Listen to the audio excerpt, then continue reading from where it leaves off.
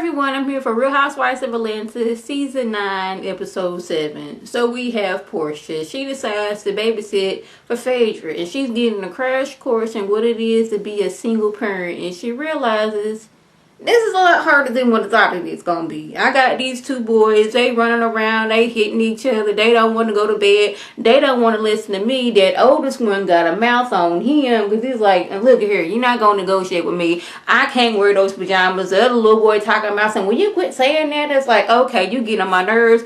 By the end of the night, she was through. Like, maybe I do need me a man to help me out with these kids. And I could have told you that because I have two nephews. They are what? 9 and 7 right now, and I used to watch them, and they were always, he's looking at me, he won't stop looking at me, auntie, he touched me, I didn't touch him, he touched me, I want to sit in that spot, no, I want to sit in that spot. It's a constant that all day long, especially when they little like that. Like, they always into something. Y'all always got to make sure they ain't hurting themselves or hurting somebody else. So you want to take all that on by yourself. I'm glad you realize that this is hard work, and I'm not going to be able to do this by myself. So her and Ty meet up with the family later on in the episode because, you know, they've been dating a while, and family like, okay, you want to have a baby by this man, but we need to get to know him first. So they go over to her mom's house for dinner. And, you know, dude's kind of shy at first. I don't know if it was for her parents or her family, or was it that, like, I'm meeting your parents and your family for the first time with the camera crew here. That can make anyone nervous. They want to know, do you want more kids? And he was like, you know, under the right circumstances with the right person, maybe. You know, and Portia, she didn't take offense to this. She's like, you know, that's a good question. Maybe we should take time because you know how I was last year with Duke. I was ready to marry him with his, you know, extra young self. And I didn't know much about him, so maybe I should sit back and wait. And I'm like, good for you, Portia, for growing up and realizing that, hey, being a single parent ain't what it said. It's hard work. And two, maybe I should slow down on these relationships that I've been getting into. So Sheree's new hustle is being momature for model KIARO. I guess everybody in that house got a word. She on Real Housewives of Atlanta. KIARO, you gonna get out here and get your model on. Little girl, you gonna start babysitting. You gonna collect cans. We gonna get something so we can get Chateau Sheree together. Bob walks in, and I need to know why yet again Bob is sweating like he done ran a 2K race. Like nobody else in the room is sweating. Now I can see if it was the lights, but nobody else is there sweating. KIARO sitting up there modeling and doing some moves, and he ain't even sweating. Yet Bob walks from car, which I'm pretty sure was air conditioned, into the building and is sweating. But he want to know why his baby boy is up there naked. But Sheree's like, look here, everybody in this house got to get a job so we can get Chateau Sheree together so we can finally move in after 8 years. But anyway, so later on in the episode, Sheree and KIARO meet up with Cynthia to get some pointers on how can we get KIARO to New York Fashion Week and walk. KIARO ain't even signed to an agency yet, but she want him to walk in New York Fashion Week. And Cynthia's looking at her like, did you really want KIARO, an inexperienced model, to walk at New York Fashion Week? He just gonna bypass all these models who've been doing this for years and actually know how to walk, have taken classes on how to walk, but he gonna go to New York Fashion Week. I guess think big, Sheree. I guess think big. But you know, but Cynthia's giving her some points like, first of all, he ain't ready for all that. Yeah, he ain't ready for New York Fashion Week. You got to, you know, do baby steps. And he's a little on the tall side. And, you know, with modeling, you know, they want the girls to be slim and tall, but, like, not so much for the dudes, I'm guessing. Now, Cynthia, this is her thing. She know modeling. Sheree, she ain't trying to hear all that. She's always taught her kids, you know, just don't worry about what the naysayers are doing. And we just going to go ahead and do this. So, go ahead, Sheree. Go ahead and do what you think you need to do, and go and just don't listen to Cynthia, this experienced model who know what she's doing and made a lot of coins off of doing this. Just don't even listen to her. Like, Cynthia, I wouldn't even work with Sheree. And Sheree actually, she know what she's doing. She's gonna let her do that. Let her go ahead and take KIARO to another male agency. Like, okay, this is his first day, so now his next step is be New York Fashion Week. and see if they laugh in her face. So Phaedra and Drama, I think that's that dude's name, meet up, and Drama's mama want to let Phaedra know, look here, my son, he got the utmost respect for you. Ain't no way in the world he was out here trying to blow you up, like Mama Joy said. But Phaedra's like, I know how it is. I know he would never do anything like that, and I'm just so hurt that people would think of him like that. Now, while she's over here talking to Drama's mama, we got Candy and the people over at Candy Coated Entertainment's talking, and she lets them know, y'all, my mama went off at that little, the tasting for the OGG gang, what's it? OLG gang. My mama sat there while she was cutting up her meat talking about some, yes, Phaedra, he said he was gonna blow you the boop up, just like that. And they falling out laughing. It's like, not Phaedra, but Candace like, I don't know what's going on with Candace said, I don't know what's going on with Phaedra, because she over there telling us like, nah, it was no big mistake. He was dropping off CDs, and they was falling out their chair like, really? This is the best excuse you can come with. He was delivering CDs. Okay, she's like, but she was up there like a few days later with a bodyguard. But it was like, maybe that wasn't the bodyguard. Maybe that was her new boo. And she just said that was her bodyguard because she didn't want people to know she got a new boo. Because, Candy don't know where's, you never know what's Phaedra. Because, she rather tell a lie when the truth will do. It's like, she's so up into this.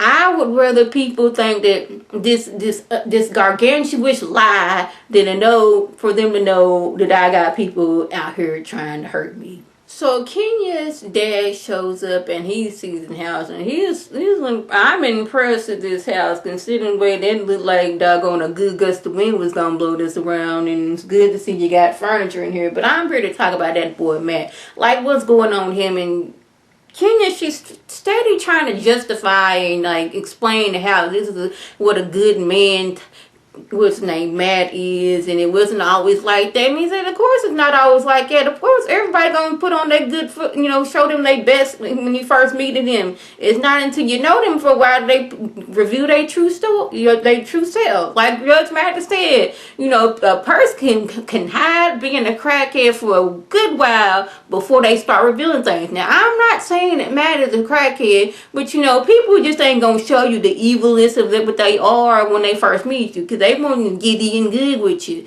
He's like, the way Matt's been acting and tearing up your stuff, that's not love. And I'm like, I'm hoping Kenya is actually listening to what her dad's saying, because he's telling it the truth. Like, if that man loved you, he wouldn't be putting you through all this stress and all this drama that is putting you through. So they decided to meet up. They done went to some cigar bar. Been waiting for a while, and her dad's like, look here, I'm hungry. My body tells me by the time, hey, it's time to eat. Let's get to this. Where he get? He didn't let 17 minutes. They didn't call him. He's like, look here, no disrespect to your daddy, but I'm tired of being manipulated. It's like, I'm through with this. And like, she's on the phone like, see, Dad, this is what I'm talking about. But then I was realizing, it's like, she was like saying things that seemed like it was going to make Matt mad. So Matt finally does show up, and he was like, look here, I love her. Now, I'm paraphrasing what she said because it went on like, basically, I love her. She was like, I love him and I want things to work, but I'm tired of your violent, angry outbursts. He's like, well, I'm tired of all this manipulation. You wanting me to come over just to clean up your house. You act in one way, but then when I get there, you act another way. And then I'm like, Kenya, this man is showing you for who he is, and get out now. They talked and like nothing was resolved. And the daddy basically said, look here, if you want to be with her and get your act together. If not, going off to your truck and going back to business, just leave her alone. Matt went off to his truck, so I'm assuming he leaving her alone. But did y'all hear how like Matt got pulled over to by the police, and they tased him, and he just pulled it out and ran off into the woods? Now I don't know what kind of strength or what he got that where he can just get tased and nothing happened, because I done seen videos of people getting tased, and as soon as they get tased, they get stiff and they fall over. Matt, for whatever reason, he just pulled it out like up and ran off into the woods.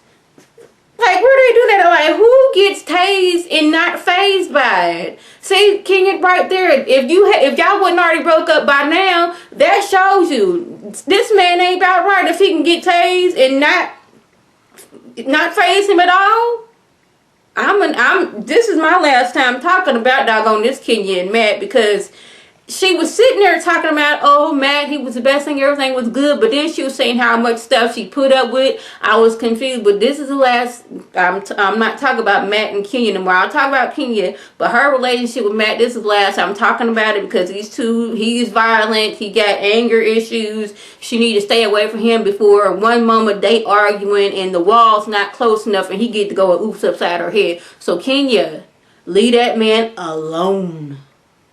So Candy and Phaedra meet up, and Phaedra's mad about what Mama Joy said about that man wanting to blow her to bloop up. Because, you know, she's a crusader for black men, and for Mama Joy to say something like that, that is very wrong and disrespectful for her. But didn't Mama Joy say they said that on the TV? Now, if y'all got any people from Atlanta, and if that was actually true, then that's what they said on the TV. Don't get mad at Mama Joy because she was just repeating what the news said.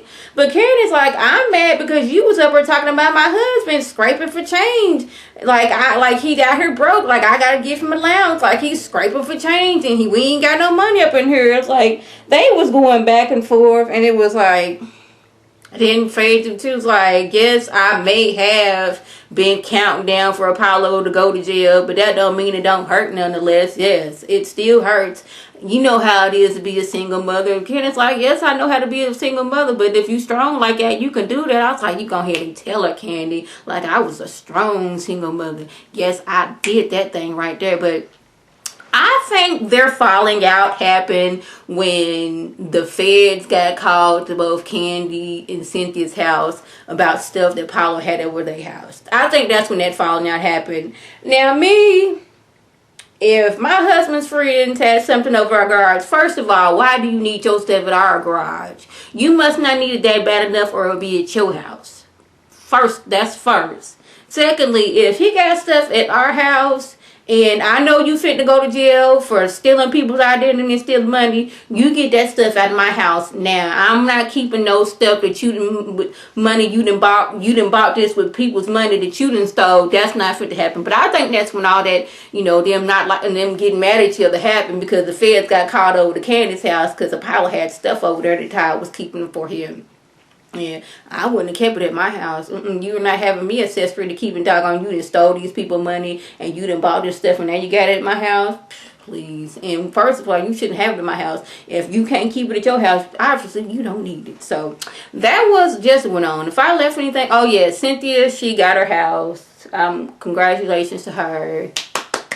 She's still just waiting for this divorce to go through because she's just through with it now. So, but that was just a review. If I left anything out, by all means, leave a comment or video response. And like I always want to thank my subscribers and the people who watch my videos. I want you to like this video, comment, and subscribe. And share this video with your friends on Facebook, Twitter, Instagram, and here on YouTube.